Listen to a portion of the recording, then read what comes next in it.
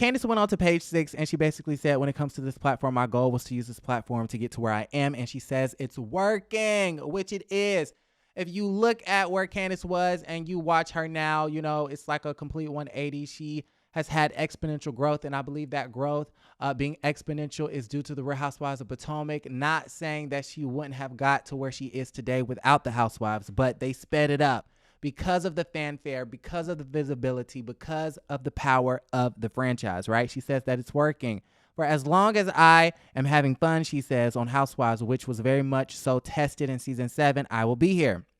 Later adding, so I'm here until I'm not or until they fire me, she noted, whichever comes first. Now, it's really interesting the part about her having fun because honestly, it doesn't really seem like she's been having fun for the past 3 seasons. If you ask me, I mean, in season 5, she got beat the hell up by Miss Monique Samuels, had to go through the lawsuit, had to go through the therapy and those things. In season 7, it seemed like, you know, she was arguing with her man a lot. The mama versus Chris Bassett, I'm sure that was, you know, some stressors there. The whole salad tossing situation. A whole hot mess. I felt like she was fighting with everybody. And then this season, you know, we get a very somber, you know, Candiace this season, you know, and I think what really makes me kind of sad is the fact that she was trying to do the injectables to freeze her eggs or something to that effect. I don't know what the term is, but, you know, she was injecting herself. And I think the process failed and she blamed it on the stress of the show. And it really didn't seem like none of the women had any sensitivities towards that. They said, we're going to come after your relationship anyway, sis. We don't care if you can't freeze your eggs or if you can't do the injectables or if your body is rejecting the injectables. We could care less. We want to ruin your relationship. We want to exploit your relationship to extract a storyline for our own personal gain, no matter how much it hurts you. There is evil in this world. There is evil in this world. Okay? The snake is your man. Nothing but a whole bunch of evil snakes. Anyways. So yeah, it doesn't seem like she's been having fun. On top of the fact that they've been piling on, trying to, you know, let it be known that Chris was, you know, luring them into rooms and doing all of this creepy stuff and DMing them, and he was flirting and his elbow got too close to me and he was staring at me. Oh my God. The lies,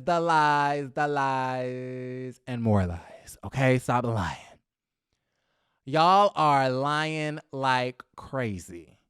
And I'm not here for it. So it doesn't seem like Candiace is really having that much fun. But according to this statement, it doesn't seem like she's going anywhere either. So Miss Teletubby Between the Lions, Miss Big Bear in the Big Blue House. Yeah, sis, you're going to have to try again with another lie on another person. Trying to use this girl in her innocent relationship to, you know, for your own personal gain. And I just kind of feel like that's disgusting. Okay, worry about your man, your kids, and that Elmo sippy cup that you so stupidly was sipping on Instagram Live. Silly, rabbit, tricks. Anyways, I was scrolling and trolling on the interwebs, and I saw this article from All About the Tea. Now, I'm not really a fan of All About the Tea. I think this blog is a joke. Okay? And when it came to Monica and that whole situation on the YouTubes and stuff like that, you know, I was trying to be neutral, and I really didn't want to go in on the bloggers because I didn't really feel like it was that big of a deal. But for like the past year and a half, I was following All About the Tea on Instagram and had to quickly unfollow because I'm just like, wow, the articles on this is just dumb as hell. And her viewpoints under other blogs, I just kind of felt like were so problematic and so extreme and so radical and so dumb and so stupid that I just really could not do it anymore. I was like, wow. I was flabbergasted at that situation. I mean, she said something so abhorrent one time. I was just like, okay, click, unfollow.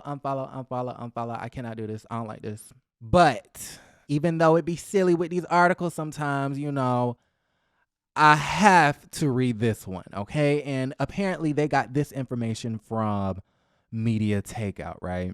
Robyn Dixon and her fiance Juan Dixon are reportedly leaving the Real Housewives of Potomac amid a blockbuster lawsuit filed against the HBCU coach. According to Media Takeout, a production source informed the outlet that Robyn and Juan Dixon are not expected to return to the Bravo reality series at the conclusion of season 7. Okay, they're expected to not return. So are they quitting or are they getting fired? The source explained Juan and Robyn are in full protection mode. This lawsuit is destroying their reputation and they don't want to be on the show until it gets cleared up. So it sounds like they're quitting. So they're quitting the show. Okay, allegedly. What are the allegations? Okay, so we know Juan Dixon is the head coach at Coppin State University in Baltimore, Maryland. And in November of 2022, he was named in a lawsuit failing to report a sexual assault blackmail plot. The case involves former Coppin State University basketball player Eben Williams and former assistant coach Lucien Brownlee. According to the suit filed in Baltimore City Circuit, the former Coppin State basketball player is accusing the former assistant coach of acts such as harassment, torment, publishing of intimate material, and sexual assault. Right? Eben Williams claims the assistant basketball coach, Lucien, catfished him online by pretending to be a female student who deceived him into texting nude photos of himself and then later on, coerced him into having an in-person physical sexual relationship. It says the production source tells the outlet that Juan is telling people at Bravo that he's 100% innocent. Do y'all believe that? Do y'all believe that Juan Dixon is going out of his way to speak to Bravo execs to say that he's 100% innocent and that he's being falsely accused in this lawsuit? The production snitch claims Juan says he's innocent and they believe him. And they want him to talk about it on the Real Housewives of Potomac. So Bravo wants to keep him, but him and Robyn are leaving towards the end. They're leaning. Okay, I'm going to tell y'all what they wrote. It says, but he and Robyn are leaving towards leaving the show.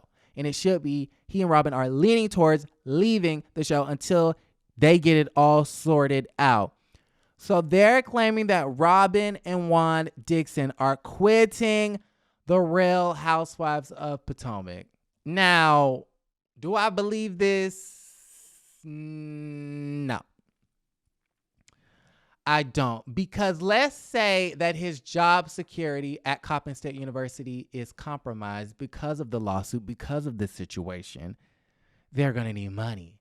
They're going to need a job. They have lawyer bills. They have attorneys and people and advisors and folks, and they have to live their life. They need a paycheck. That's the reason why they get married in the first place, to save money. Living under one roof. So do I think they're going to quit a whole job, child? And this job fuels Robyn's her other businesses, including the satin-lined hats, embezzled, and what's the other thing? Reasonably Shady, the podcast. They're getting all of that advertiser money from the Black Effect Network. But it's not like Robyn Dixon is named in the lawsuit.